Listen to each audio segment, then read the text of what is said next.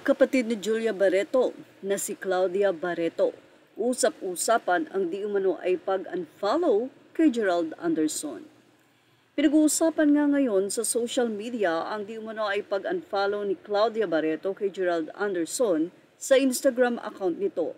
At syempre, kapag sinabing unfollow, may issue.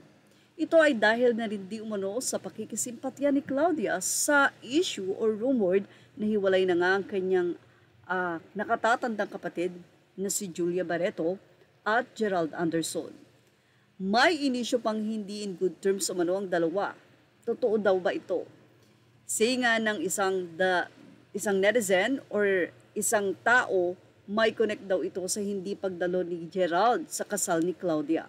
May mga nagtanggol naman sa kapatid ni Julia at nagsabing never daw namang pinalo ni Claudia ang aktor sa IG. So paglilinaw po yan. Ito naman ang naging say ng isa pang netizen.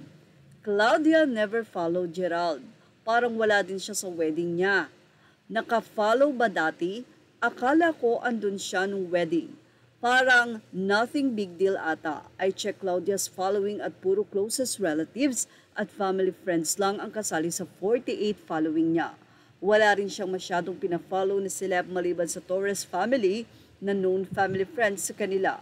Out of all the Barretos, siyang pinaka-private, so I guess mukhang wala namang meaning yung hindi niya pag-follow back kay Gerald Anderson.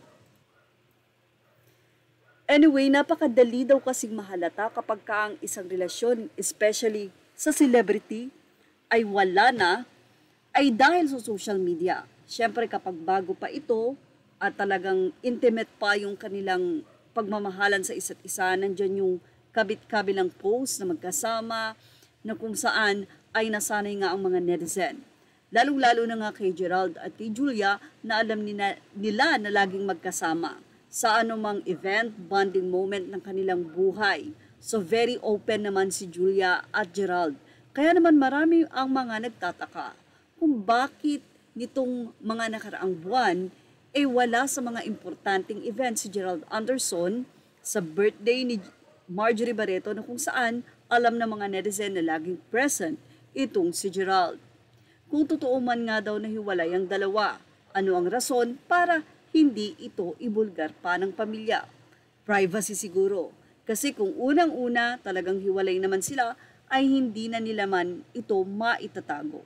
But sure, baka finifix pa o kung sakaling sinabi man ng handler ni Julia na walang problema and then be it. Dahil sabi nga, time is the ultimate truth teller. Well, ano naman kaya ang masasabi ng mga fans nila Julia at Gerald na sobrang talagang tinutukan ang love story ng dalawa. Pero syempre, sana nga wala itong katotohanan. Dahil nakakalungkot din na after 6 years, kung sa hiwalayan din, mauuwi sila Gerald and Julia. Thank you for watching. Images are all credit to the rightful owners. Please like, share, and subscribe.